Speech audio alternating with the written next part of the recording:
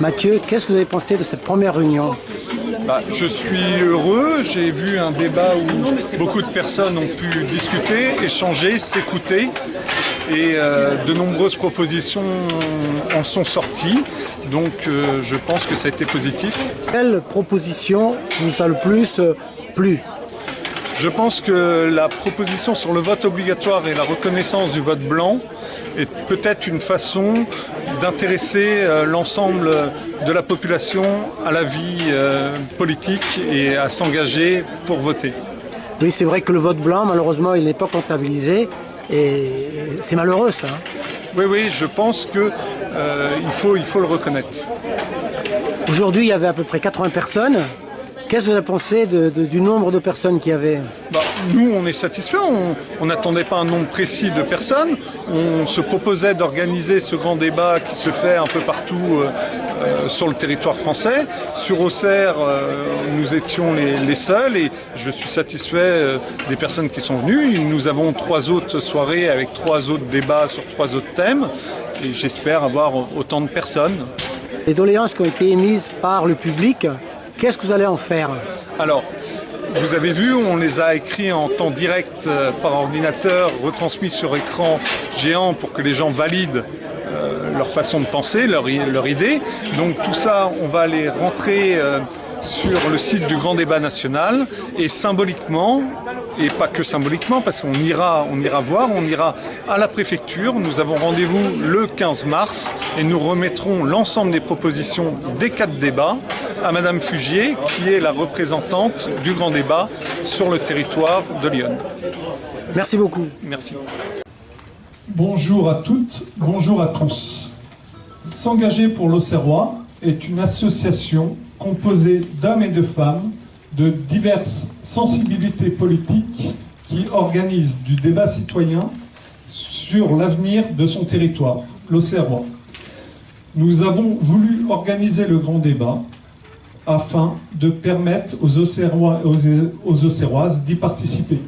Nous pensons également que beaucoup de questions vont remonter de ce grand débat et l'on pourra trouver des solutions sur notre territoire en local. Ce grand débat va se dérouler sur 4 soirées. 4 soirées, 4 thèmes, 4 débats. Aujourd'hui, le thème est la démocratie et la citoyenneté. La semaine prochaine, mercredi 13 février à 19 h, nous traiterons de l'organisation de l'État et des services publics. Nous laisserons passer les vacances de février et à la rentrée, le mercredi 6 mars, nous traiterons de la fiscalité et des dépenses publiques. Nous finirons par le 4e débat, le 13 mars, la transition écologique. Chaque débat sera animé par 2 personnes pour augmenter l'impartialité. Ce moment doit permettre à tous de pouvoir s'exprimer. Nous devons tous faire l'effort d'écouter les diverses prises de parole sans les juger. Nous allons avoir des avis différents. Nous devons les exprimer dans le respect des uns et des autres. Les 4 thèmes ne sont que des points de départ. Chacun pourra s'exprimer sur les sujets qui lui tiennent à cœur. Les règles de prise de parole et de temps de parole vous seront expliquées par les animateurs. J'espère que ce grand débat permettra de remonter des propositions qui, demain, seront des projets de loi et qui, après-demain, amélioreront la démocratie et la vie au quotidien des Français et des Françaises. Je vais laisser maintenant la parole à nos 2 animateurs de ce soir, Daniel Delver et Prudence Adjanoun, et je vous souhaite à tous un bon débat.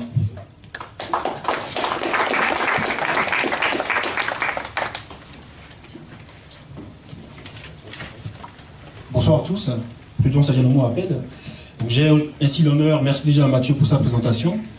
Donc j'ai l'honneur d'animer avec mon cher ami Daniel donc notre grand débat aujourd'hui, que nous avons voulu en tout cas transparent et en tout cas aussi rassembleur. Donc je commence déjà par vous dire merci d'être venus si nombreux. Nombreux parce que l'état du pays nous préoccupe Et nombreux parce qu'aujourd'hui, nous nous sentons tous français et tous animés par cet élan d'unité nationale. Et on veut en tout cas que ces débats puissent être force de proposition et qu'on puisse effectivement apporter des solutions concrètes pour que les enjeux de demain puissent en tout cas être, si vous voulez, puissent trouver solutions concrètes. Daniel, je vais peut-être te laisser te présenter un tout petit peu. Oui, Daniel Delvert, nouvellement dans l'Auxerrois. J'étais auparavant à Rogny et cette écluse, et puis je m'engage auprès de cette association parce que j'ai été très longtemps éloigné de la France. Voilà. 12 ans en Espagne, 6 ans au Maroc et 3 ans en Tunisie. Donc je suis parti en 90 à peu près, et quand je suis revenu en France vers les années 2012, je n'ai pas retrouvé la France pareil, et j'ai envie que ça change un peu. Voilà pourquoi mon engagement. Sur le temps de parole, nous avons voulu limiter à 1 minute, avec votre indulgence, bien sûr, 2 minutes peut-être au grand maximum. Et donc, sur l'autorisation d'image, l'animateur principal l'a rappelé tout à l'heure, bien sûr. Je pense que tout le monde est d'accord, hein, que les images soient diffusées. On a quelques médias sociaux qui sont présents. Donc, merci en tout cas de votre accord pour que le débat soit transparent et que les préjugés qui avaient été portés ici ou là soient levés. Donc, en tant qu'animateur, Daniel et moi, nous engageons en tout cas à ce que la posture neutralité soit tenue, bien sûr, et que chacun puisse veiller à ce que les modalités de prise de parole, en tout cas, soient effectuées. Et nous nous engageons également à ce que les débats ou l'issue des débats, en tout cas, puissent être, bien sûr, rapportés avec fidélité. Nous nous engageons fermement, Daniel et moi, bien évidemment. Alors, sur la seconde page, s'il te plaît, Christophe, je laisserai Daniel présenter. Donc, il va s'agir de parler ce soir. On a choisi de ne mettre aucune question, aucune structure. On a donné le thème, et c'est vous qui allez vous prendre la parole spontanément sur les thèmes qui vous intéressent. Parce que justement, on vient de parler de neutralité. Si on propose des questions, on pourrait orienter le débat. Donc notre volonté, c'est de vous laisser totalement libre sur tous les domaines. Alors, il faudra aussi que l'on puisse restituer cette réunion. Là, vous êtes en ce moment, vous voyez une caméra qui vous met le débat sur Facebook, sur la page S'engager pour l'Auxerrois. Les gens peuvent voir. J'ai vu qu'il y avait des gens qui faisaient déjà des commentaires. Ensuite, l'intégralité des interventions, c'est la personne qui est ici, Christophe Sida, qui est en train de prendre les notes, et vous allez les voir dès qu'on aura fini les diapos. Elles vont apparaître sur l'écran, et chaque intervention sera prise synthétiquement et sera renvoyée. Et sera utilisée pour être envoyée. Envoyée à qui? À la préfecture, et envoyée bien entendu aux responsables du grand débat national. Voilà comment on va interpréter. Je vous signale aussi que vous pouvez prendre vous-même la parole ou vous inscrire sur le grand débat et reprendre les discussions qui ont eu lieu là, si vous voulez. Ça pourrait permettre d'être un relais, et si vous jugez qu'on n'a pas été trop fidèle, bah, rajoutez-vous ce qui vous a semblé ne pas être bien répertorié. Voilà. Donc maintenant on va commencer. Simplement un rappel de ce que c'est que la Constitution de la Ve République et les institutions politiques au niveau central. On ne va rien vous apprendre, simplement pour essayer de cadrer le débat. On va parler bien sûr de la présidence de la République, un président de la République au suffrage universel pour 5 ans, qui nomme un gouvernement avec des ministres. On va parler donc de l'Assemblée nationale, 577 députés qui sont élus pour 5 ans. On va parler des sénateurs, 321 sénateurs. Je sais que c'est un thème qui revient souvent dans les questions à la télévision. 321 sénateurs qui, eux, sont élus pour 6 ans par tiers. On devrait parler aussi, si vous le voulez, du Conseil constitutionnel et du CES, du Conseil économique et social. Ça, c'est pour les institutions centrales. Et Prudence va nous parler des institutions locales, territoriales. Merci Daniel. Alors, comme vous le savez, bien évidemment, la configuration est présentée, avec bien sûr les communes, le département, les différents niveaux, la région et bien sûr l'État. Donc on aura en tout cas à s'interroger sur, bien évidemment, ces différentes institutions, bien sûr, que chacun s'y exprime et dise ce qui va pas, et qu'on voit dans quelle mesure on peut améliorer les choses. Je laisserai Christophe passer peut-être au suivant, éventuellement. On puisse aller passer rapidement aux questions, parce que je vois l'impatience déjà. Voilà. Alors, je sais pas, là, le thème, c'est le deuxième thème qu'on a dans le questionnaire, c'est tout ce qui concerne la religion, la laïcité, le bien vivre. Voilà, c'est tous ces thèmes-là. Le vivre ensemble, la laïcité, ça sera si vous préférez, enfin, vous posez les questions dans l'ordre que vous voulez, mais logiquement, ça serait pour terminer la réunion. Merci Daniel, donc on va sans plus tarder, bien sûr, laisser le micro circuler. S'il vous plaît. Le premier déjà. Oui, une question d'ordre. Alain Raymond, responsable départemental du PCF. Ce débat devait être organisé au niveau national, au départ, par la Commission nationale du débat public. C'est ce qu'avait demandé le gouvernement dans un premier temps. Il avait demandé à Mme Joanneau d'être présidente, donc, de cette organisation du débat. Ça ne s'est pas fait. Mme Joanneau, qui a eu d'ailleurs dans un premier temps des fuites sur son salaire dont on sait d'où elles viennent du gouvernement. Mme Joanneau a décidé de démissionner et le Comité national du débat public a décidé de ne plus participer à ce débat. C'est ce que voulait le gouvernement. Donc, sur la neutralité de ce débat, je me pose de sérieuses questions. Parce que c'était effectivement au Comité national d'organiser ce débat au niveau de la nation, au niveau local. Ce n'est pas le cas. Alors, votre association prend l'initiative pour envoyer au préfet, qui ensuite enverra au ministre. Autant de filtres, donc, dans ce débat.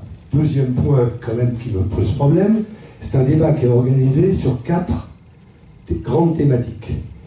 Manque un certain nombre de thématiques, notamment celle qui fait aujourd'hui la majorité dans le peuple français, à savoir la fiscalité, il en sera question, mais il faudra voir comment, le coût de la vie, le pouvoir d'achat, le SMIC, la disparition de cette...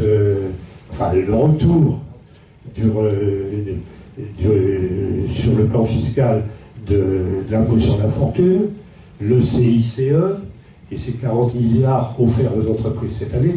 Est-ce que ces questions-là, on peut les aborder aussi, bien que le thème, ces thèmes-là ne soient pas prévus? Bien entendu. Et garantissez-moi, comment vous me garantissez qu'ils seront bien au niveau de l'État pour avoir derrière des projets de loi, puisque le président Macron, le Premier ministre ont dit que sur le CICE, sur l'impôt sur la fortune, rien ne serait fait de plus puisqu'il poursuivrait son cap. Donc je me pose au départ une question de l'honnêteté de ce débat. Ce n'est pas la vôtre, hein, mais effectivement, il y a beaucoup de questions qui traversent, par exemple, la manifestation d'hier matin de la CGT où il y avait beaucoup de gilets jaunes. Ces questions-là, je ne les vois pas dans les thèmes qui sont abordés. Monsieur, avec d'autres questions. Monsieur, je voulais faire cette mise au point d'abord. Oui, vous avez raison, et nous vous écoutons comme on a promis de le faire. Donc, neutralité de notre part, ça veut dire d'abord être à l'écoute. Et donc, on vous a entendu. Est-ce qu'on ne peut pas vous assurer que tout ce qu'on va faire va être analysé au niveau le plus haut? Mais ce qu'on peut vous assurer, c'est que tout ce qui a été dit sera répertorié et sera envoyé. Voilà. Et que vous n'avez ici aucune espèce de censure qui va être faite à partir du moment où les gens, ce qu'ils disent est respectable et respectent la réunion. C'est tout. Donc ce que vous venez de dire, vous voyez, on a essayé de le faire en résumé, et vous aurez le droit, lors de cette réunion ou d'une autre, d'aborder les thèmes dont vous avez besoin de parler. Merci Daniel. Autre intervention, s'il vous plaît. La parole est libre, bien sûr. Situle.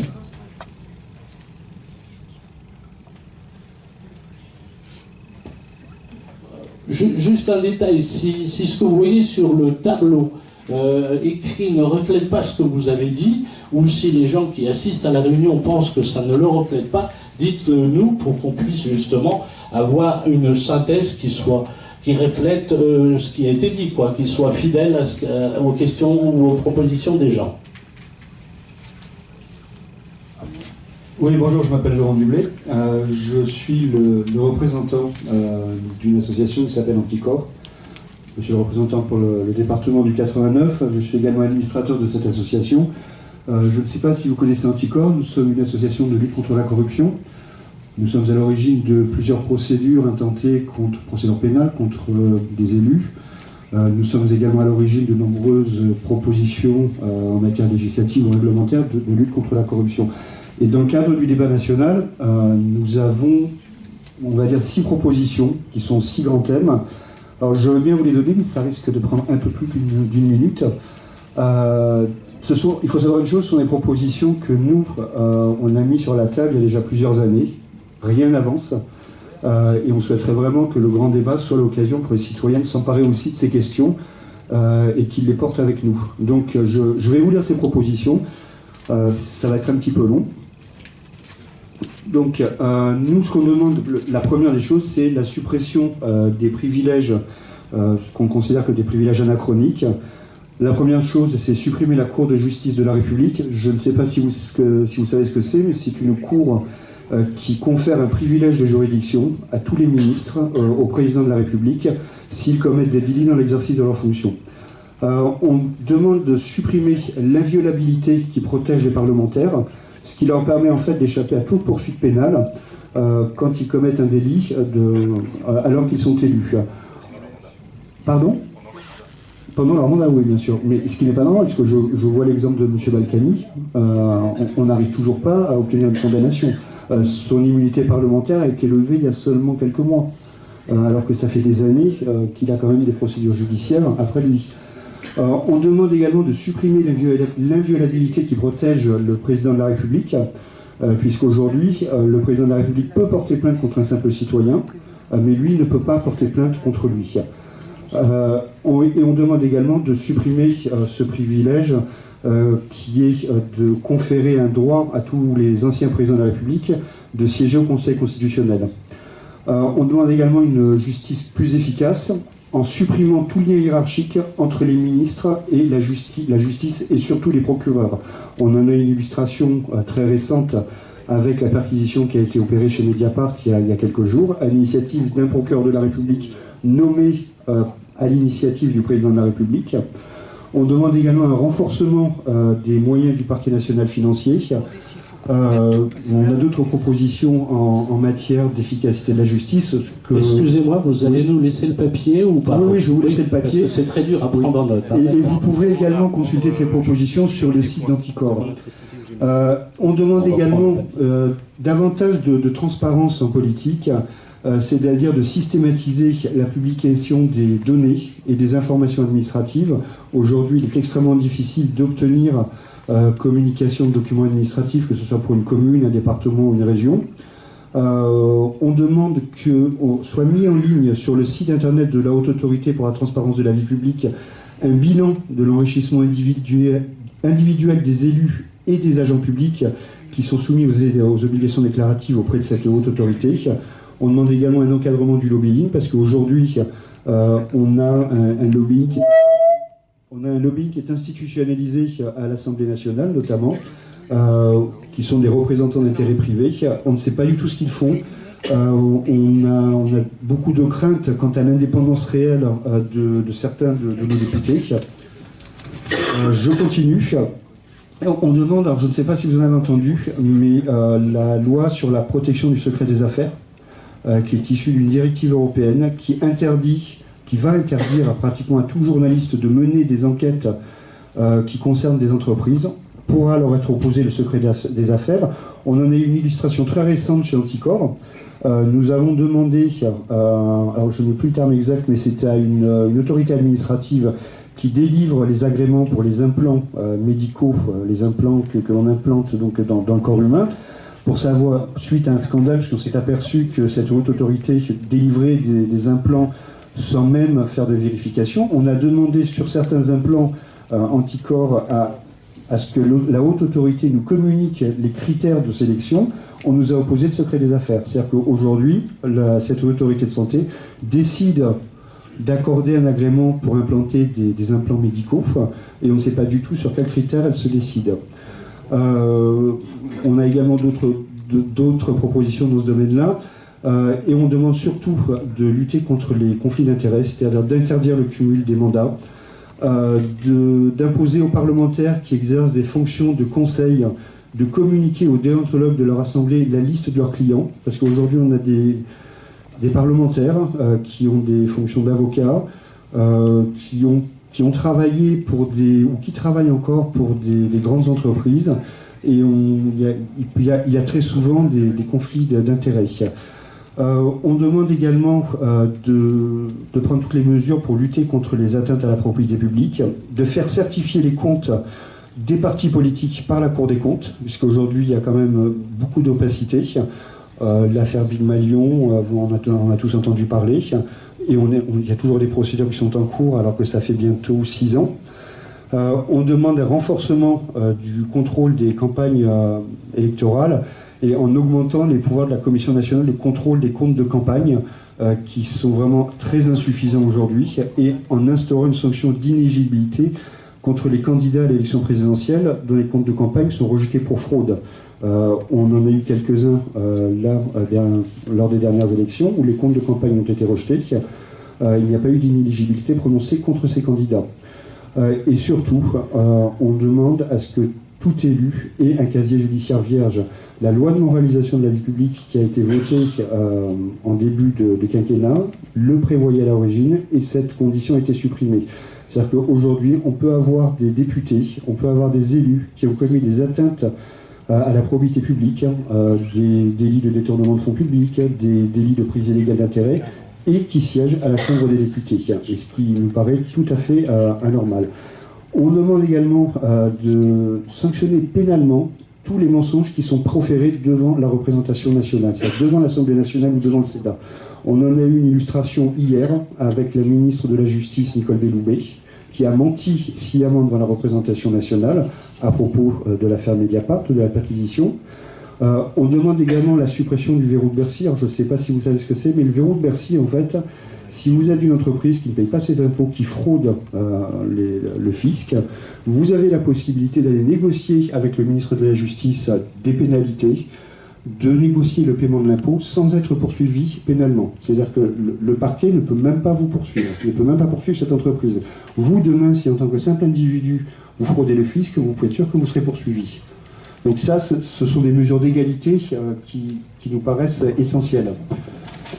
Les dernières propositions, c'est permettre aux associations agréées de lutte contre la corruption d'exercer tous les droits reconnus à la partie civile. Aujourd'hui, une association comme Anticor, nous, on peut se porter partie civile dans des procès en corruption parce qu'on a un agrément du ministère de la Justice. Mais on doit être 2 ou 3 en France à bénéficier de cet agrément. Et puis on demande également de permettre l'affectation des biens qui sont confisqués dans le cadre de condamnation pour corruption, que ces biens soient affectés à des activités d'intérêt général, comme ça se passe en Italie. Aujourd'hui, quand des mafieux sont condamnés pour des actes délictueux, leurs biens sont supprimés, leurs biens leur sont retirés, et ces biens sont affectés à des activités d'intérêt général. Et je pense notamment à l'appartement de M. Claude Guéant, qu'il a acquis de façon tout à fait illégale.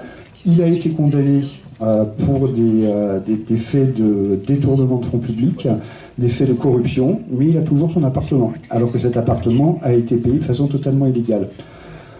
Et on demande d'améliorer la participation des citoyens aux décisions publiques, notamment d'éviter les grands projets inutiles, je pense au Lyon-Turin notamment. Et une chose qui est extrêmement importante, c'est qu'on s'est engagé sur cette voie-là. Aujourd'hui, les évaluations de l'impact environnemental sur les grands projets ont tendance à disparaître. J'en veux pour preuve que dans la région Hauts-de-France, et puis il y a une autre région, alors je n'ai plus le nom de cette région en tête, il y a 2 décrets qui ont été publiés il y a 2 mois à peu près, qui suppriment toutes les études d'évaluation d'impact environnemental pour les grands projets. Et ça va se révéler catastrophique en termes de respect de l'environnement. Et la dernière proposition, c'est de mettre en place un référendum d'initiative populaire, d'initiative citoyenne. Voilà. Donc je vous laisse ça. Merci monsieur. On a dépassé largement le temps, mais l'ensemble de vos propositions sont très riches et on démontre ainsi dès les premières questions on est ouvert à tout le monde et que si les gens disent des choses sensées, on va les laisser s'exprimer. Voilà. Le service civique, donc service civique universel, parce que ça a été un dispositif, en tout cas, qui mériterait d'être promu. Donc, ce que je propose, c'est surtout l'étendre, généraliser jusqu'à 30 ans, donc permettre à tous les jeunes qui ont envie un jour de s'engager, de voir ce que c'est que la citoyenneté, de pouvoir s'inscrire dans ce dispositif-là. Je m'étonne qu'il n'y ait pas des questions, mais si vous... Ah, voilà, monsieur, bien sûr. La démocratie, puisque c'est le sujet de ce soir, si je peux... c'est très court, là. Hein. Allez-y, allez-y. Donc sur la démocratie, on a oublié, dans le grand débat, d'ouvrir le grand débat à l'intérieur des entreprises.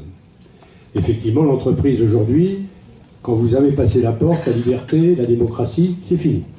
Donc, aujourd'hui, le secrétaire national du PCF a écrit au président Macron pour demander à ce que ce grand débat, demander au patronat, que le grand débat s'ouvre dans les entreprises pour parler effectivement du pouvoir salarié dans les entreprises, sur les grandes décisions, sur les investissements, etc., etc. Et si effectivement on avait une démocratie dans l'entreprise, ce qu'on vient de vivre malheureusement à Champs-sur-Yonne, avec la disparition d'une entreprise où 72 salariés sont licenciés et 10 autres viendront bientôt, eh bien, il n'y aurait pas eu, l'entreprise serait là encore aujourd'hui parce que les salariés ayant la parole auraient pu dénoncer des pratiques depuis 5 ans. Je n'ai pas à répondre, mais je vous signale, monsieur, si vous êtes intéressé, que prochainement, la CPME va faire une réunion à Auxerre sur le grand débat. Donc là, il y aura bien l'expression des petites et moyennes entreprises et des employés. Dans l'entreprise, Si vous me permettez, monsieur le président, je voudrais apporter ma contribution dans le domaine de la citoyenneté. Une minute, tout à fait. Je fais partie des papas qui sont divorcés avec charge d'enfants. Et je voudrais que cette loi qui a été proposée et gommée 1000 fois puisse exister, c'est-à-dire qu'en cas de divorce, on ne donne pas systématiquement les enfants à la mère. Voilà. Alors, j'ai tenu la minute. Constitution, le préambule de 1946, qui dit que tout service public, toute entreprise en situation de monopole doit être nationalisée. Ça vaut pour les autoroutes, ça vaut pour les aéroports qu'on est en train de privatiser aujourd'hui, ça vaut pour une entreprise comme Vinci qui est en situation de monopole, et ça vaut pour la Française des Jeux qu'on va nous privatiser, ce qui est totalement contraire à notre Constitution. Regardez le préambule de 1946 qui est intégré à la Constitution française. Et une dernière, peut-être pour conclure, peut-être donner aussi la parole à une femme. Hein, je propose, bien sûr, on est dans la parité. Moi, je voulais parler du système de vote en fait en France.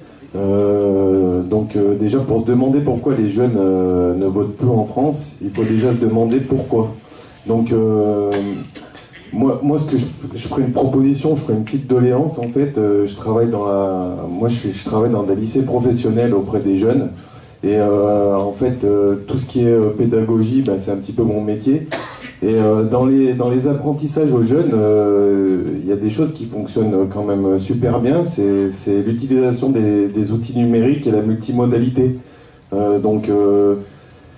Moi, ce que je conseillerais à l'État, en fait, aujourd'hui, là, on est tous dans la salle, on a tous un téléphone portable dans notre poche qui nous sert à téléphoner, mais aussi qui nous sert à faire beaucoup d'autres choses. Et en fait, aujourd'hui, l'État met en place des plateformes pour payer son impôt sur Internet.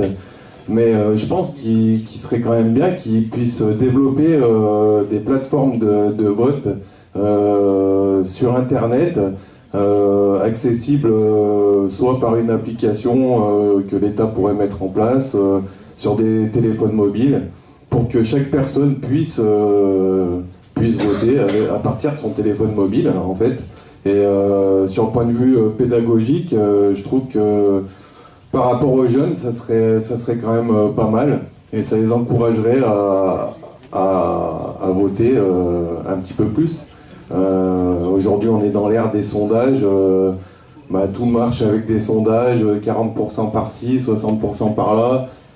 Les gens fabriquent leurs propres sondages sur des outils numériques. Moi, je conseille à l'État aujourd'hui de créer une plateforme de vote en ligne où les gens pourraient accéder tout simplement avec un numéro de sécurité sociale, comme tout à l'heure j'ai entendu, ou autre. Voilà. Aujourd'hui, on est en 2019.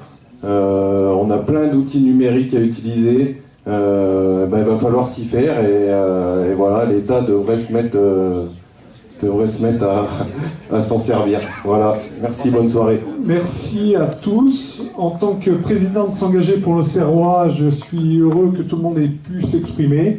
Je suis également très heureux qu'on ait réussi à tous s'écouter, à se respecter.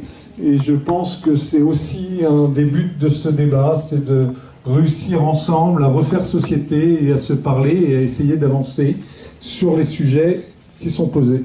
Merci et je vous donne rendez-vous la semaine prochaine pour l'organisation de l'État et des services publics. Même heure, même salle. Bonne semaine à tous. Bonsoir, Delphine Paillard. Donc, je voulais réagir par rapport à la démocratie et les jeunes.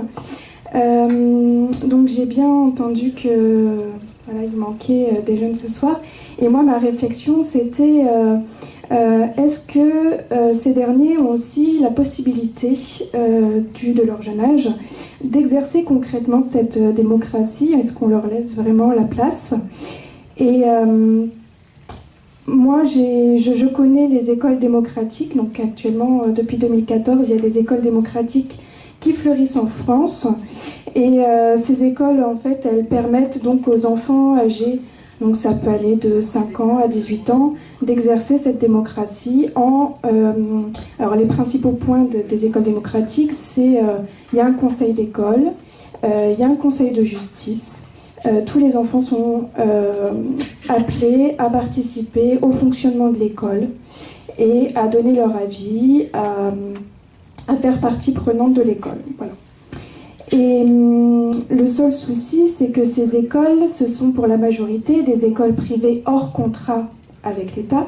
Donc c'est-à-dire que pour pouvoir mettre les enfants dans ces écoles-là, il faut que les parents payent des frais de scolarité qui sont juste exponentiels. Vraiment, c'est accessible à très très peu de personnes.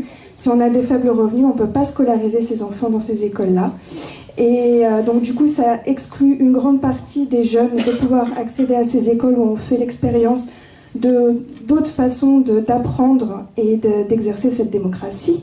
Et donc une des doléances, par exemple, ça pourrait être de faire en sorte que les écoles privées hors contrat, justement, qui prônent la démocratie, qui veulent s'inscrire justement dans ce principe démocratique, de faire partie du paysage des écoles publiques, et donc prise en charge par l'État et qu'elle puisse donc être accessible à tous les enfants.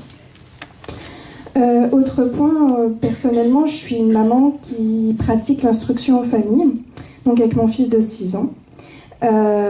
Actuellement, donc il faut savoir que l'instruction en famille, c'est un droit en France.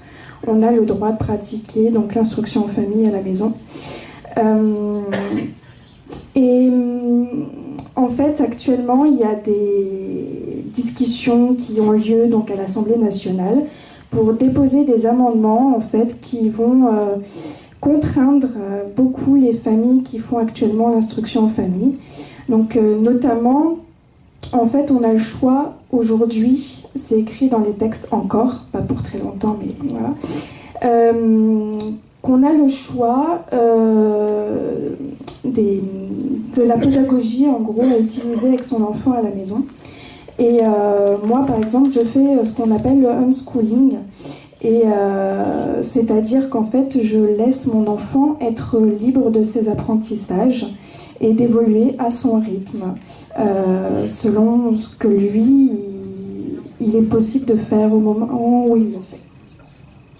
Et donc dans les lois, dans les textes de loi qui devraient passer, en gros, on veut radier tout ça et on voudrait que les enfants suivent obligatoirement l'évolution de l'éducation nationale. Et donc si on fait des choix différents, c'est parce qu'on veut pouvoir faire aussi différemment.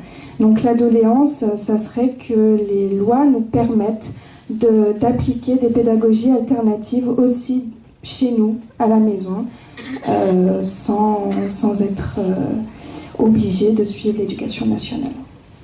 Je vais essayer d'être neutre, mais vous dire quand même, de par mon expérience en Tunisie, où c'est une nouvelle démocratie, les résultats des élections démontrent que plus de 50% des jeunes n'ont pas voté. Or, ce sont ces jeunes-là qui, avec les réseaux sociaux, ont pour partie amené les changements politiques qu'on connaît. Donc les analyses qui ont été faites, c'est que le jeune est sur les réseaux sociaux, a l'impression qu'il fait la politique et qu'il fait la démocratie à partir des réseaux sociaux. J'ai pas eu de questions sur les réseaux sociaux ce soir. Bonsoir, Christophe Dorias, je suis le président de l'association des Gilets jaunes modérés. Je voulais aborder plusieurs sujets ce soir. Déjà, je vous remercie de filmer cette réunion, ce débat. Ça a une importance capitale parce que les gens ont des horaires différents maintenant et ça va leur permettre de pouvoir en regarder la moitié aujourd'hui, plus tard demain ou la semaine prochaine ou à 3 heures du matin.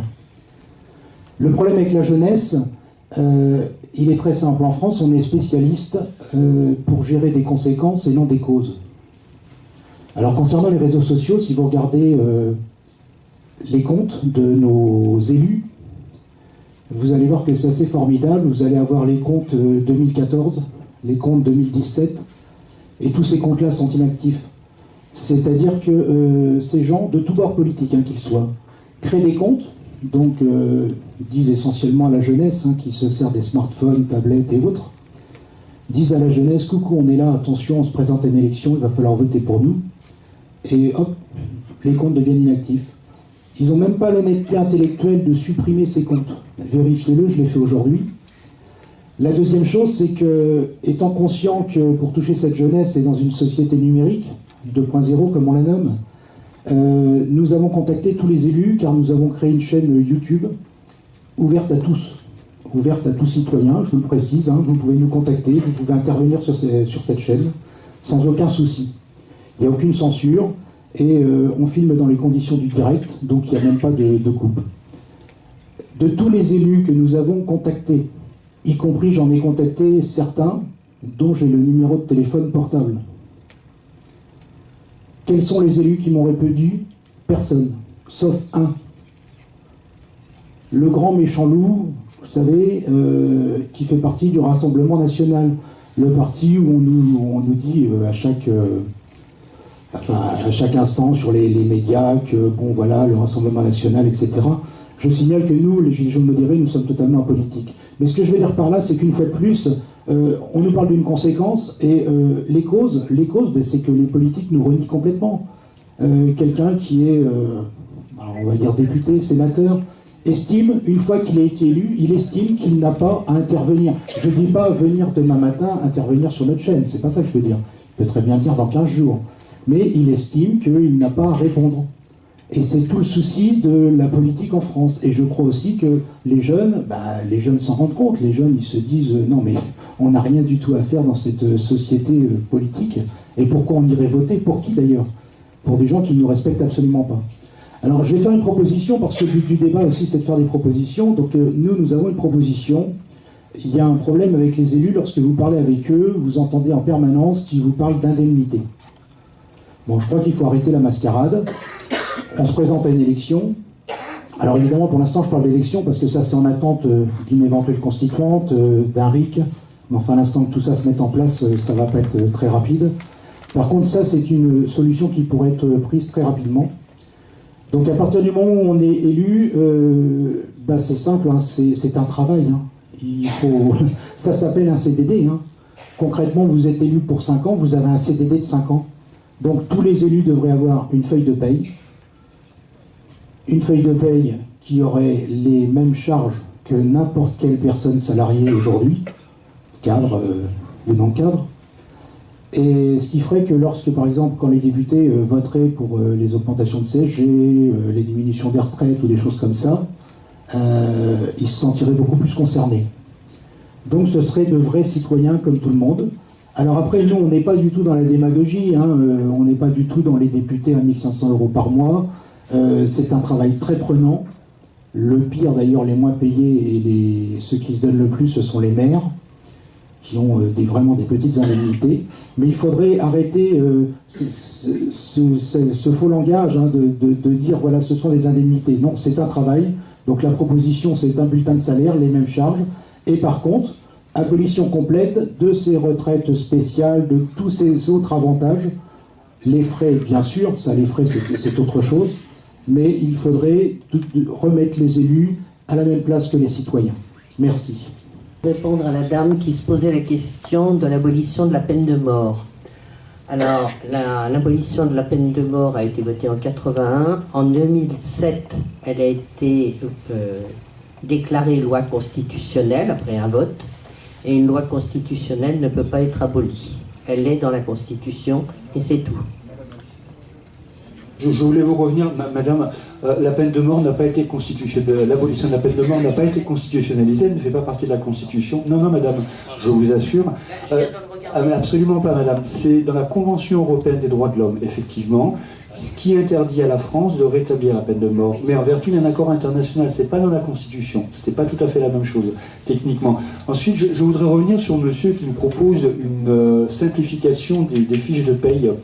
Je voudrais vous rappeler simplement, monsieur, ce qu'est notre démocratie aujourd'hui. Monsieur, je m'adresse à vous. Je voudrais vous rappeler ce qu'est notre démocratie aujourd'hui. Notre République, c'est inscrit dans notre Constitution, c'est une République sociale. Je vous rappelle également les dispositions du préambule de la Constitution de 1946 qui font partie de notre Constitution, qui prévoit le droit au chômage, qui prévoit la sécurité sociale, qui prévoit l'assistance pour les femmes qui sont seules. Tout cela, c'est un coût. Et ça, il faut le payer. Donc effectivement, aujourd'hui, ça coûte cher à la collectivité. Simplement, il faudrait peut-être aussi mettre une petite limite. C'est qu'on a 21 milliards d'euros de fraude sociale aujourd'hui. Et ce n'est pas la fraude aux prestations sociales, c'est la fraude aux cotisations sociales. C'est-à-dire que ce sont des employeurs qui ne paient pas leurs cotisations sociales. Ensuite, vous nous dites que ça ferait faire des économies de fonctionnaires. Mais une petite précision, les cotisations sociales sont perçues par les organismes de sécurité sociale. Et le personnel des organismes de sécurité sociale, ce ne sont pas des fonctionnaires, ce sont des salariés du privé. Les organismes de sécurité sociale, ce sont des organismes de droit privé. Ça n'a rien à voir avec l'État. Donc il faut bien voir ce qu'on veut comme démocratie. Et aujourd'hui, notre démocratie, c'est une démocratie sociale, c'est une république sociale. Et dire oh ben on va arrêter de faire payer les cotisations sociales aux gens, vous financez la santé comment? Moi j'ai vécu aux États-Unis, j'ai vu ce que c'était que des gens qui n'avaient pas les moyens de se payer une assurance sociale. J'ai vu des gens qui étaient privés de travail, qui crevaient littéralement de faim.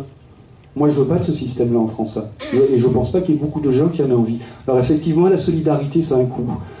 C'est un coût, mais qu'on est tous prêts à partager, et il faut le partager de façon, je dirais, égale et de façon juste.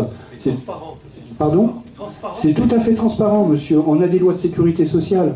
Chaque année, le Parlement vote une loi de financement de la sécurité sociale. Il suffit de la lire. Elle est parfaitement claire.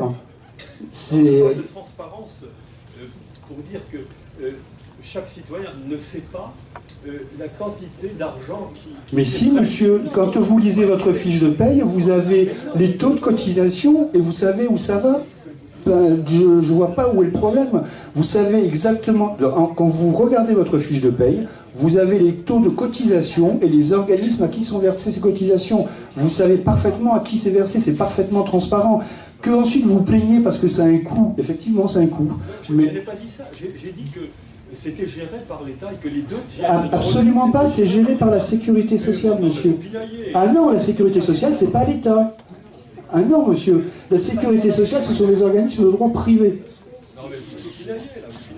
Excusez-moi, on est là pour faire des messieurs, on est là pour faire des propositions. On a écouté votre proposition, on a une réponse, mais on n'est pas, même si ça s'appelle le grand débat, on est là pour enregistrer un petit peu, parce qu'on ne peut pas laisser la parole à tout le monde. Olivier Bourgeois, conseiller municipal de la ville d'Auxerre, de base.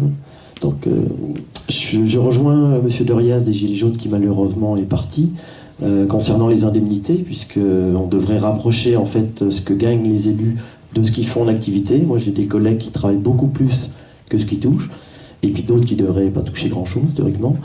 Donc il y a peut-être sans faire pointer les élus, il faudrait peut-être vérifier de temps en temps leur activité. Donc ce qui vient au sujet de l'intérêt des jeunes, c'est-à-dire qu'aujourd'hui on appelle à voter pour une personne. Auparavant, on votait pour des partis, des idéologies. Aujourd'hui, on va voter pour quelqu'un qui a un beau sourire ou un beau costume, ou vaguement des promesses qu'on va entendre quelques mois, puis ensuite, il n'y a plus de contrôle, c'est-à-dire pendant 6 ans. Moi, je suis élu, que je fasse quelque chose ou pas, vous n'en savez rien, vous pouvez rien vérifier. Donc, c'est pour moi un petit souci. Par contre, il y a des nouvelles lois qui viennent d'apparaître sur la transparence. Et aujourd'hui, l'administration doit communiquer tous les documents qu'elle a à sa possession. Donc, c'est pas encore facile techniquement, mais bientôt on aura accès à tout ce qui est moins mis en valeur, on va dire. Donc on aura accès aux comptes, aux chiffres, donc ça permettra d'avoir une transparence et donc d'avoir des explications sur des dossiers. Bon, après sur le côté intérêt pour le vote, il y a moins des expériences qui sont, enfin surtout l'exemple suisse qui est intéressant, ils appellent ça des votations.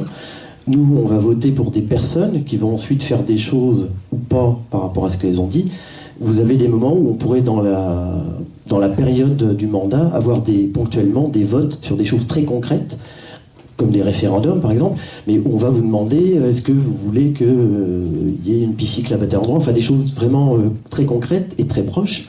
Ça intéresserait beaucoup plus, je pense, les jeunes si on pouvait, s'ils avaient vraiment un impact sur les décisions. Voilà. Mais sinon, on est dans un système qui peut être amélioré. L'élection représentative, ça a des avantages aussi, c'est-à-dire le calme de la réflexion, avoir des structures pour la gestion collective. La démocratie trop directe peut aussi avoir certains risques, hein, parce que le jour où vous avez un drame, on va avoir une réaction, la peine de mort va arriver. Le jour où on a quelqu'un qui se fait guillotiner, entre guillemets, et que c'est une erreur judiciaire, on va annuler la peine de mort. Donc il ne faut pas avoir la représentation, la politique, ça doit aussi avoir un certain temps, une certaine lenteur. Et quand j'étais plus jeune, je ne comprenais pas le fonctionnement du Sénat, l'intérêt du Sénat. Aujourd'hui, je pense qu'il y a un intérêt à ce qu'il y ait des différents niveaux de représentation. Mais il faut que le citoyen puisse contrôler justement les actions de chacun. Et la transparence, bon, c'est quelque chose qui se fait petit à petit, mais on progresse. Je voudrais donner un complément aux propositions qui ont été faites par monsieur et qui ont été commentées par monsieur à ma droite, et faire un espèce de vœu pieux, parce que techniquement pas réalisable, mais qui me paraîtrait être un bon système pour accommoder les Français avec leurs impôts et éviter des réactions telles que vous les avez, qui ont leur justificatif. Vous avez cité tout à l'heure que un salarié quelconque, on se voit enlever les 2/3, vous avez dit, je crois, hein, les 2/3 de son salaire pris par l'État ou des organismes qui ne sont peut-être pas étatiques, mais qui ont une fonction de redistribution. Je pense que les chiffres sont pas totalement faux, parce que ce que je sais, moi, c'est qu'au niveau d'un salaire d'un salarié dans le privé, entre ce que le salaire coûte à l'entreprise et ce qu'il a en net en fin de mois, c'est de 1 à 2 en gros. Donc si vous rajoutez les impôts là-dessus, on peut peut-être arriver aux 2/3. Je change de sujet, je reviens à la démocratie proprement dit, et au RIC dont on a parlé, ou la démocratie directe. Moi je pense qu'un processus démocratique, si on veut qu'il soit performant, utile à l'ensemble des citoyens, doit satisfaire deux conditions. Il doit rechercher un consensus, pas un consensus, excusez-moi, un compromis. Un consensus, ça serait trop beau. Non, un compromis, on doit arriver à un compromis. Donc les processus de vote, par exemple, sont des ébauches de tentatives de compromis. Mais on sait combien de fois qu'il y a des déviations au niveau du processus de vote pour l'atteinte du compromis. Hein. Et le deuxième point, c'est de donner des choix éclairés. Des choix qui soient, dont on connaisse parfaitement les tenants et aboutissants. Bon. Et aujourd'hui, on a beau dire, ou alors peut-être parce que je suis d'une génération, je m'excuse, qui n'a pas encore compris toutes les vertus de la démocratie directe, Mais pour moi, aujourd'hui, c'est les corps intermédiaires qui, malgré toutes les critiques qu'on peut faire, c'est les corps intermédiaires qui assurent à la fois cette tentative de mise en place d'un compromis, et deuxièmement, qui éclairent, par leur attitudes diverses, qui éclairent les données d'un choix. Bon. Or, moi, ce qui me fait peur un peu aujourd'hui dans tout ce que... dans tout ce que j'entends sur les tentatives de démocratie directe, et ça me paraît quand même important que le citoyen puisse s'exprimer, c'est que ces deux verrous-là, je ne les vois pas assurés. Et j'ai peur qu'on aboutisse à des prises de décision un petit peu hâtives. Et je n'aurais pourtant, dans un système où il y a ces corps intermédiaires, qu'un seul exemple je donnerais, c'est le Brexit. Le Brexit, il y a une décision qui a été prise sur un sujet dont l'information autour de cette décision, enfin avant que le vote soit fait, les informations étaient assez erronées pour nombreux, hein, bien des choses étaient erronées. Bon, et si on avait voté le Brexit, enfin si les Anglais avaient voté le Brexit, une fois les négociations terminées, là ils auraient pu s'exprimer réellement sur les tenants et aboutissants. Or, c'est pas comme ça que ça s'est passé. Bon. Et donc, là, il y a eu bien qu'on soit en plus dans un système où il y avait des corps intermédiaires, il y a eu une déviation, et le système n'a pas bien fonctionné, parce qu'il n'y a pas eu les éclaircissements suffisants sur le dossier. Voilà.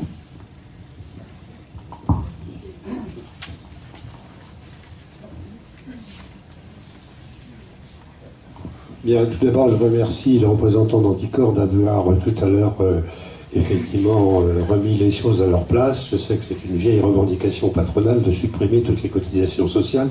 Ça existe depuis 1946, ça existait d'ailleurs déjà avant, mais d'une manière très forte. S'il n'y a plus tout ça, effectivement, c'est tout notre système qui s'écroule. Et effectivement, on appelle ça un État-providence. Alors ça gêne du monde, mais ça gêne pas les millions de Français qui peuvent être remboursés des frais médicaux, qui peuvent envoyer leurs enfants à l'école, qui peuvent, etc., etc. Je vais pas faire toute la liste. Et les quant aux fonctionnaires, ils travaillent en France, ils ont fait des choses extraordinaires. Je rappelle par exemple que pour la sécurité sociale, quand elle a été mise en place en 1946 par le ministre communiste, c'est pas l'État qui a mis en place la sécurité sociale dans les départements.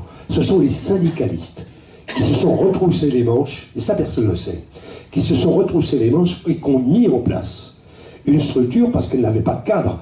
La structure s'est mise en place assez rapidement, les cadres sont venus, il fallait bien quelques années pour les former, mais ce sont 12 militants cégétistes et un militant de la CFTC à l'époque, qui ont mis en place dans l'ION la sécurité sociale, avec des fiches carton et des stylos. Bon, voilà, il fallait remettre ça en place. Je voudrais aborder une autre question sur la démocratie. C'est la démocratie communale. Ça, c'est aussi important. La commune, c'est vraiment le lieu où, effectivement, on peut le plus la mettre en application. Moi, je voudrais que, dans ce pays, elle existe dans certaines villes, c'est la démocratie participative. Et certaines mairies, de droite, de gauche, l'ont mise en place et que ça fonctionne. À Auxerre, on a refusé de mettre cette démocratie participative en place. Alors qu'en 2002, c'était une promesse électorale, et d'ailleurs il y avait un adjoint à la démocratie participative qui avait monté un projet tout à fait extraordinaire. C'était quelqu'un que je connaissais bien, Collin, il s'appelait, j'ai plus son prénom en tête.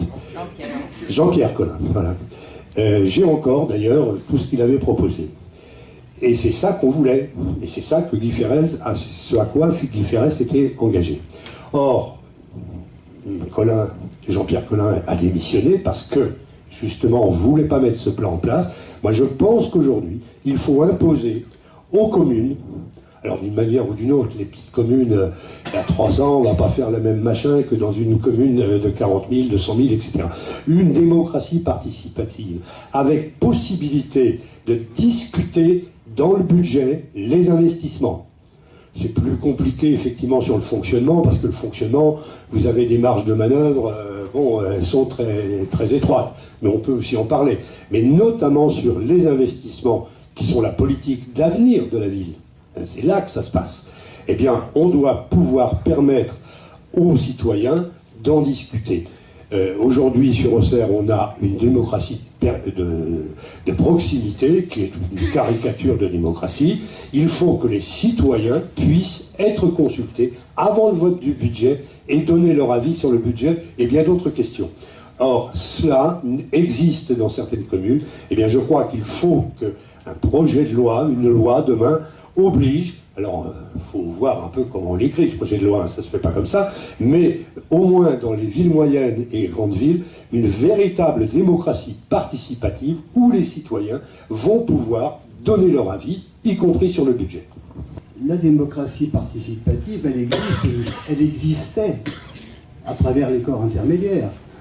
Si les citoyens s'engageaient dans des partis politiques, si les citoyens s'engageaient dans des syndicats, ils auraient la possibilité de connaître les projets par leurs représentants au niveau des différentes instances et il y aurait participation des citoyens dans la politique. Aujourd'hui, ils n'y viennent plus. Alors, est-ce qu'il faut trouver un autre moyen pour que les citoyens soient au fait des projets de loi, des projets de budget et autres, et qu'ils puissent ensuite dialoguer avec leurs élus ou donner leurs sentiments par rapport au projet, c'est peut-être à inventer. Mais je pense quand même que la démocratie participative, il fut un temps où elle existait, à condition de vouloir s'y mettre. Monsieur, lorsque vous nous avez dit que le risque de la démocratie directe, c'est de voir nos concitoyens ne pas être suffisamment éclairés. Vous avez raison. Simplement, moi je vous répondrai, est-ce que nos députés aujourd'hui sont suffisamment éclairés? Parce qu'on voit des lois, de nombreuses lois, ce que moi j'appelle des lois d'émotion, qui sont prises sous le coup d'un événement. Il y en a une très récente, c'est la loi Chiappa sur la majorité sexuelle, où parce qu'on a eu une décision de la Cour de cassation, on s'est précipité pour voter une loi pour aller dans le sens de l'opinion publique.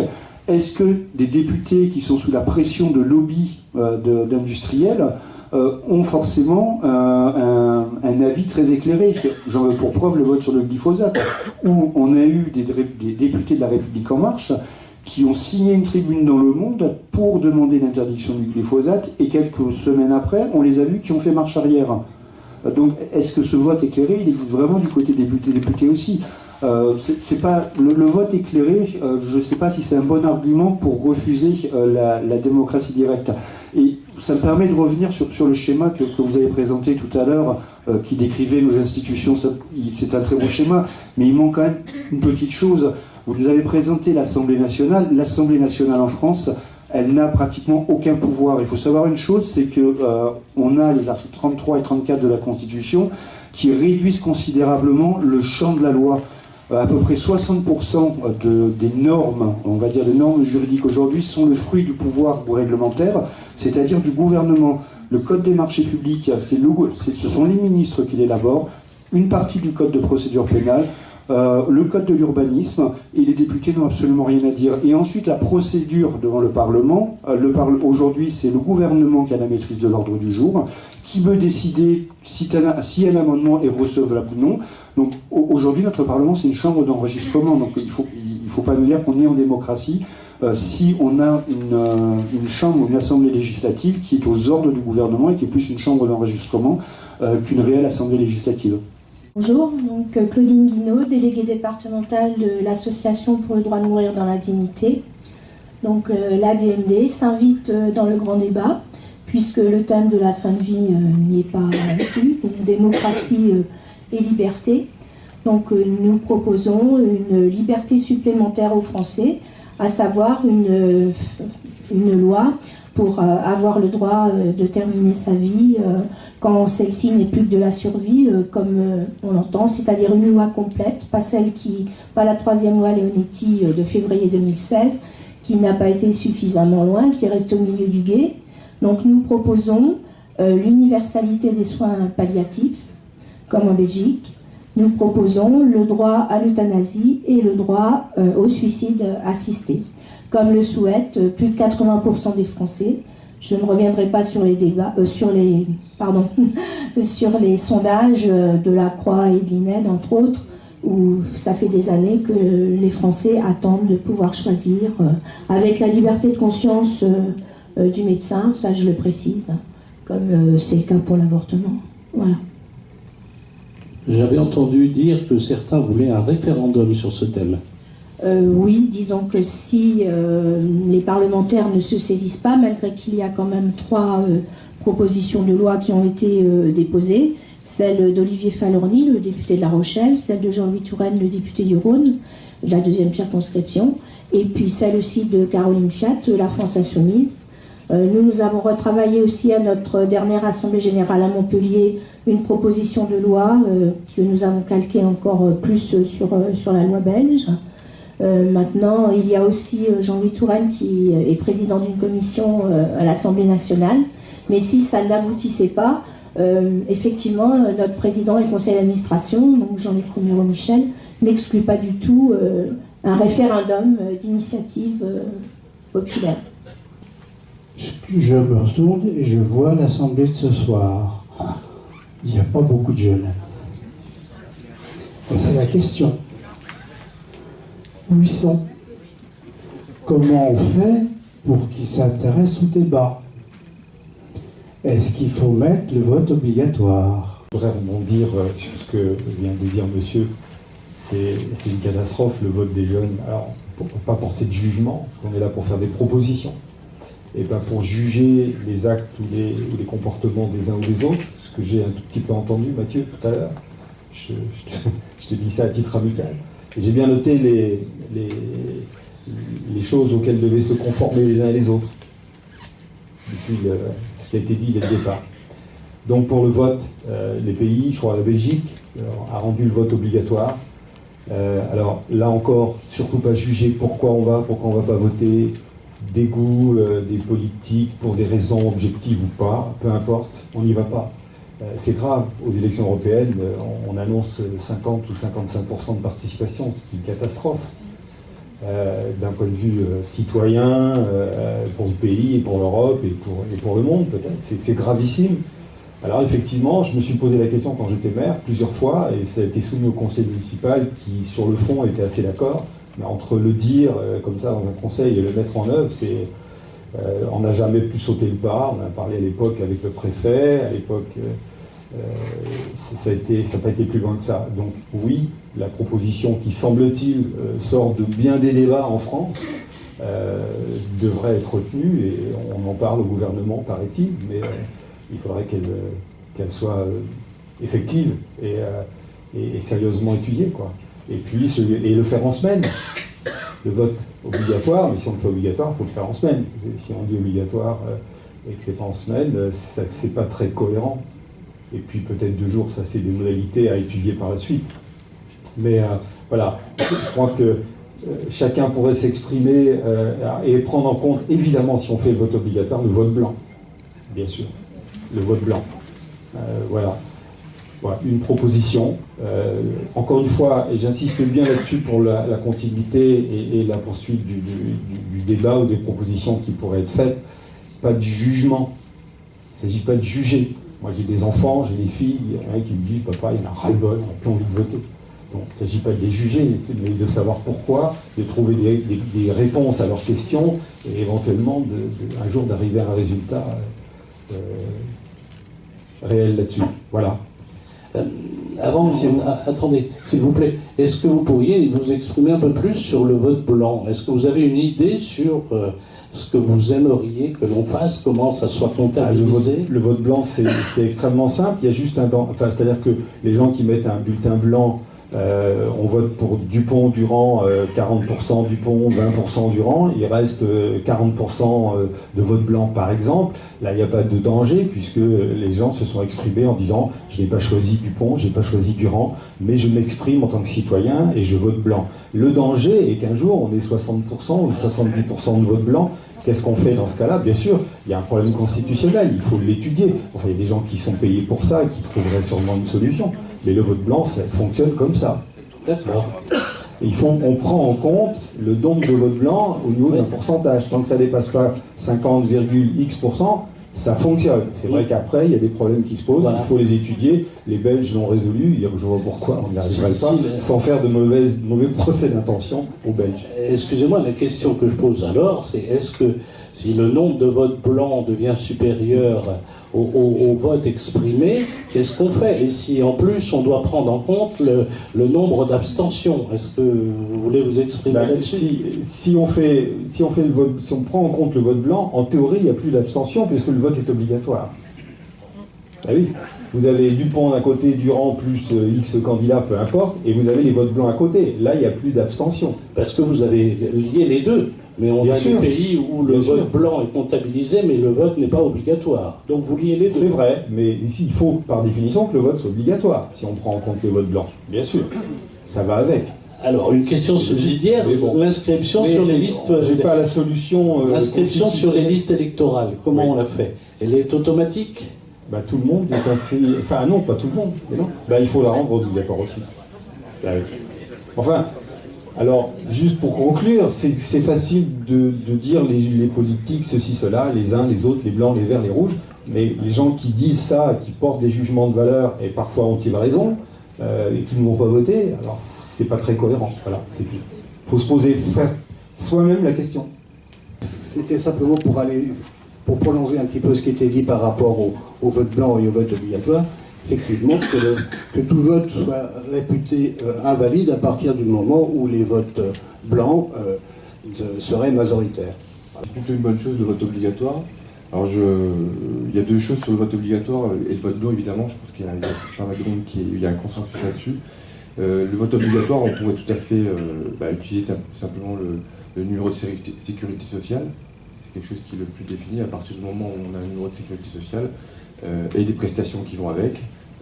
On a l'obligation d'aller voter. Ça peut être une des solutions. Et en cas de non-vote, évidemment, les prestations s'arrêtent et on revient donc à la sécurité sociale pour revoter. Donc l'esprit, ce serait celui-là.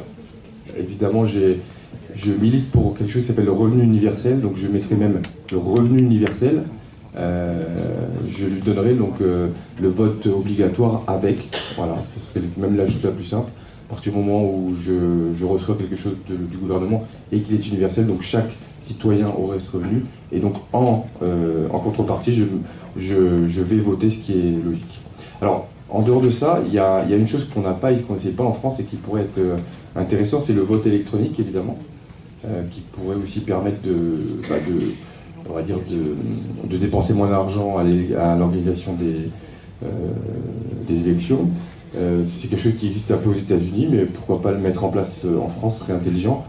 Et un autre point qui serait pour le coup assez efficace et pour la représentativité, ce serait d'avoir un système de grands électeurs, mais plus dilué, c'est-à-dire moins aux prises, au réseau et on va dire aux partis politiques ou alors certains corps, parce que ça existe déjà, le système de grands électeurs. Donc moi le mien c'est pas tout à fait ça, ils sont encore plus petits, ils sont grands mais plus petits encore ces électeurs. Et l'idée serait de dire voilà, vous réunissez X personnes qui vous donnent leur droit de vote et vous représentez 10 ou 20 ou 30 électeurs, ce qui permettrait déjà d'avoir des échanges plus conséquents, que chacun autour de nous, c'est notre famille en fait qui nous donne le droit d'aller voter, c'est éventuellement notre corps, enfin nos copains au café, etc. Mais en tout cas, il nous faut 10 ou 20 bulletins pour avoir le droit de voter une fois. Donc un système de grands électeurs un peu dilué comme ça, c'est relativement simple et j'y vois pas beaucoup d'inconvénients en réalité. Et un dernier point, c'est la représentativité, et c'est notamment sur les grandes fonctions de l'État et parlementaire. Il y a un corps qui est surreprésenté, c'est l'ENA. Voilà. Donc c'est surreprésenté dans les décisions de l'exécutif au gouvernement, c'est surreprésenté au Parlement, et a priori ça pose aucun problème. Le problème, c'est qu'ils représentent à eux seuls quelques milliers de personnes qui ont fait l'ENA. Et ils sont, encore une fois, surreprésentés dans des fonctions qui sont censées être des fonctions de citoyens et pas forcément de personnes qui ont fait une école d'administration. Je tiens à le dire, parce qu'apparemment, ça n'a pas l'air d'être bien compris en France. lorsque vous avez fait l'ENA, vous êtes bon pour administrer le gouvernement, la collectivité, l'État, etc. Vous n'avez pas un super pouvoir tout d'un coup pour représenter le citoyen. C'est-à-dire qu'aujourd'hui, on a l'impression qu'avoir fait l'ENA donne des compétences de représentativité et un super pouvoir à la représentation des citoyens. Mais ce n'est pas le cas. C'est-à-dire qu'aujourd'hui, moi je n'ai rien contre les gens qui ont fait l'ENA, c'est des gens très intelligents. Quand on me rétorque d'ailleurs que les personnes sont très intelligentes, je dis waouh, c'est génial, ça tombe bien, il n'y a pas que des gens intelligents en France. Donc ça veut dire qu'il y a un problème, encore une fois, de représentation. Il y a pas, et c'est pareil pour tous les autres corps, on pourrait aussi très bien émettre des avis. Je donne l'exemple, lorsque vous créez une association, le directeur qui reçoit une rémunération ne doit pas être au conseil d'administration. C'est une base même de la démocratie, notamment associative. C'est la même chose au niveau de l'État. C'est-à-dire que si vous avez fait l'ENA, ben voilà, c'est comme être un prêtre. À un moment donné, c'est une croix. Et la croix qu'on vous attribuera parce que vous avez fait l'ENA, parce que vous voulez rendre service au pays, à des hautes fonctions de l'État, ben la croix que vous aurez, c'est que vous serez inéligible en tant que citoyen. Et donc vous aurez fait un choix clair. Merci bien. D'autres questions? Je ne sais pas si vous le connaissez, il s'appelle Yascha Mounk. C'est un politologue américain, chercheur à Harvard, qui a écrit un ouvrage qui s'appelle « Le peuple contre la démocratie ». Dans son ouvrage, il a fait une étude sur l'appréhension que les jeunes avaient du système démocratique. Aujourd'hui, aux États-Unis, 40% des jeunes de moins de 25 ans considèrent que le régime démocratique n'est pas le meilleur des régimes et qu'il n'est pas forcément souhaitable. En Europe, on est à 30% des jeunes de moins de 25 ans qui considèrent que le régime démocratique n'est pas ce qu'il y a de plus souhaitable. Il faut peut-être s'interroger aussi là-dessus sur la conception que nous, on a de la démocratie en France et dans les grandes démocraties occidentales, comment elle fonctionne et pourquoi ces jeunes considèrent que ce n'est pas le meilleur des régimes. Je voulais aussi rebondir sur ce que vous disiez à propos de l'ENA. Il y a peut-être beaucoup plus grave que ça aussi, c'est que ces énarques que l'on voit dans la haute administration font des allers-retours dans les entreprises privées où on a forcément naissance de conflits d'intérêts. J'ai deux exemples en tête. Madame Emmanuelle Wargon. Trois exemples en tête. Madame Emmanuelle Wargon est aujourd'hui secrétaire d'État à l'écologie. Avant d'être secrétaire d'État à l'écologie, elle était lobbyiste pour Danone, qui est toujours le quatrième plus gros pollueur au monde. Et elle faisait l'éloge des vertus thérapeutiques de l'huile de palme. J'ai un autre exemple, c'est Madame Fleur Pellerin. Madame Fleur Pellerin, alors qu'elle était ministre de la Culture, a traité avec des entreprises sud-coréennes dans le cadre de ses fonctions de ministre. Et aujourd'hui, elle a créé un fonds d'investissement dans lequel on retrouve ces mêmes entreprises. Donc là, il y a un vrai problème, c'est-à-dire qu'on a une véritable culture du conflit d'intérêts avec ces énarques. Je voudrais demander à monsieur de l'association Anticorps qui propose effectivement le référendum d'initiative citoyenne, de nous préciser dans quel domaine ça pourrait être applicable. Dans tous les domaines, vous pouvez préciser. Parce qu'il a été question, enfin on voit dans la presse qu'il est question éventuellement de donner dans ce référendum, de pouvoir par exemple révoquer un élu, de pouvoir, je ne sais pas, évoquer n'importe quel problème de société, alors peut-être d'ailleurs le droit de mourir dans la dignité, mais pourquoi pas.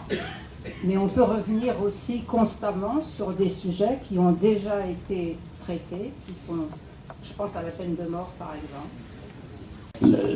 La loi actuelle, il y a une loi qui s'appelle la RIP, le référendum d'initiative publique, c'est non pas populaire, public, c'est fait partagé. C'est fait par il faut qu'il y ait un certain nombre de députés et de sénateurs qui se réunissent pour faire ça. Les conditions sont très difficiles et elles ne peuvent parler que sur certains thèmes.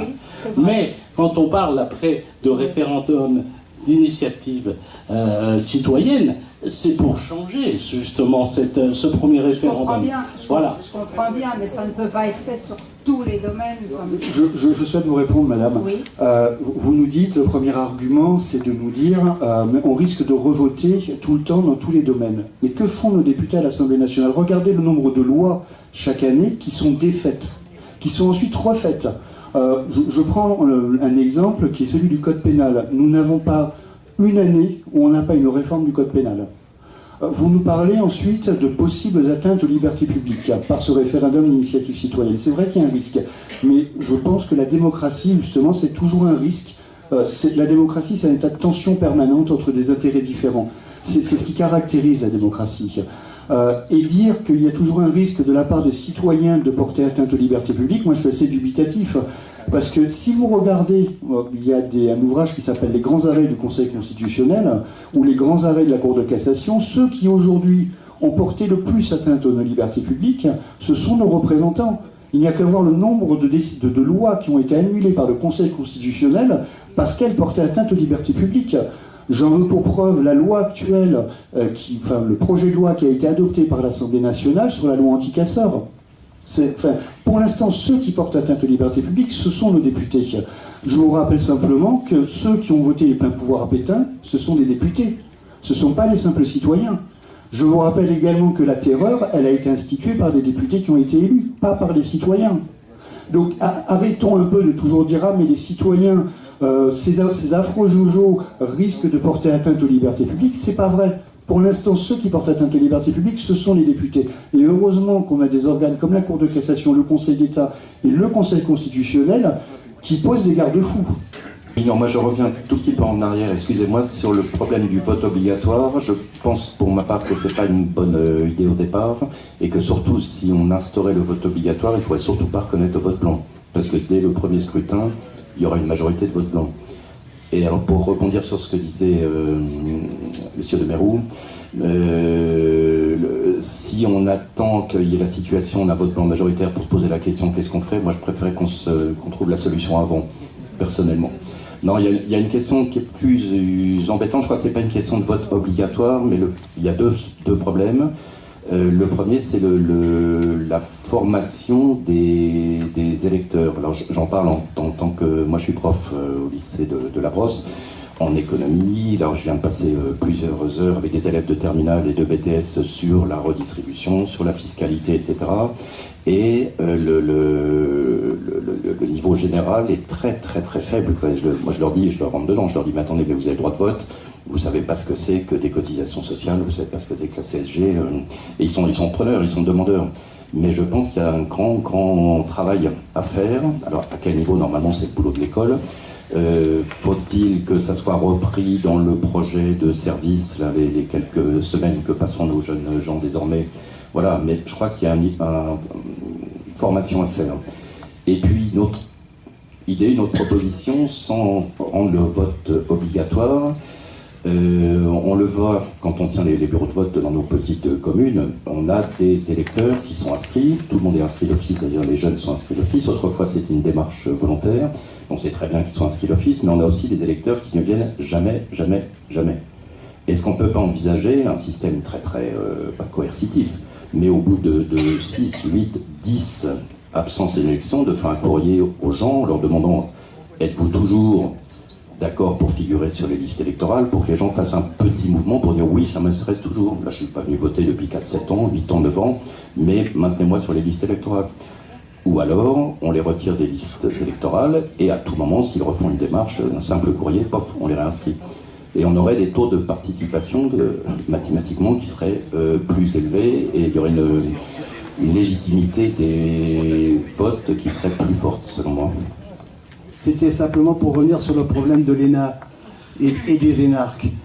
Est-ce que nous ne devrions pas obliger les énarques, les gens qui sortent de l'ENA, à servir l'État pendant une période incompressible et non rachetable, peut-être une vingtaine d'années, en dehors des énarques qui sont issus des syndicats, parce que il y a cette possibilité d'aller à l'ENA en étant présenté par des syndicats, mais eux retournent à leur syndicat, ce qui est normal.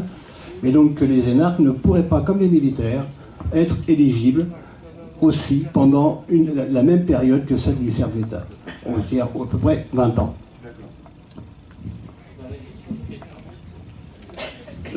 Patrick Ardouin, beaucoup de questions posées dans ce débat sont fort intéressantes, mais il y a une lacune, à savoir que la mise en œuvre de certaines de ces propositions, éventuellement, ne peuvent pas s'inscrire dans le cadre de la Ve République. Une Sixième République est nécessaire, à savoir avec une constituante, une réforme de la Constitution. En même temps, des questions qui sont posées ici et là montrent le souci d'égalité qui apparaît partout, aussi bien sur le plan économique, social que sur le plan politique.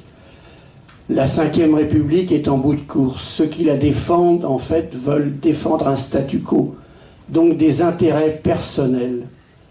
Si l'on veut aller vers autre chose, il est nécessaire d'une rupture véritable politiquement. Les Gilets jaunes, à leur mesure, en sont un peu aujourd'hui l'expression, à savoir une prise de parole différente de ceux que certains ont appelé la France invisible.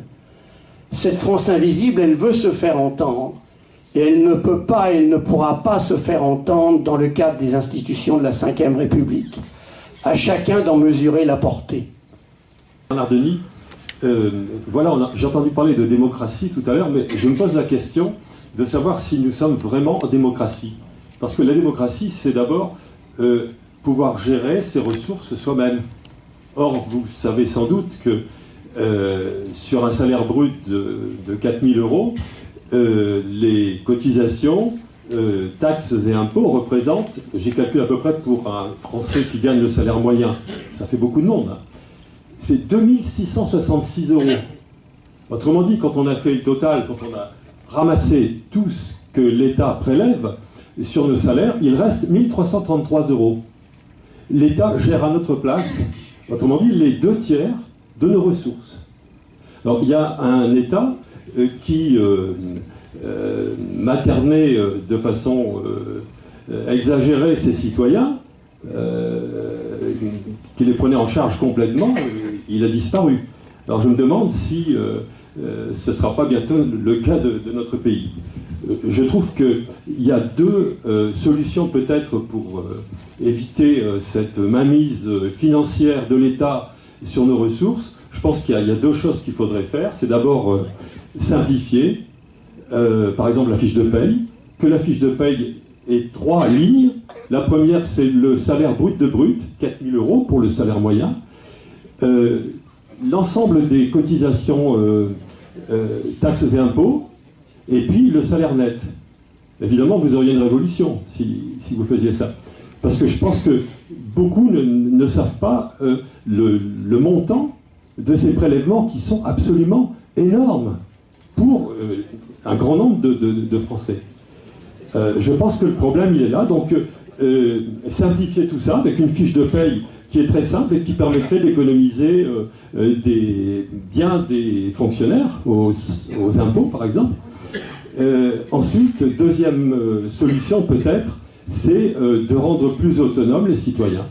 Je pense que vraiment, on pourrait laisser par exemple 1 000 euros sur les 2660, 1 000 euros pour la solidarité et les services publics, et petit à petit gérer nous-mêmes les 1666 euros qui restent. Je pense que nous serions peut-être plus efficaces que l'État et ses institutions pléthoriques et pas toujours très efficaces.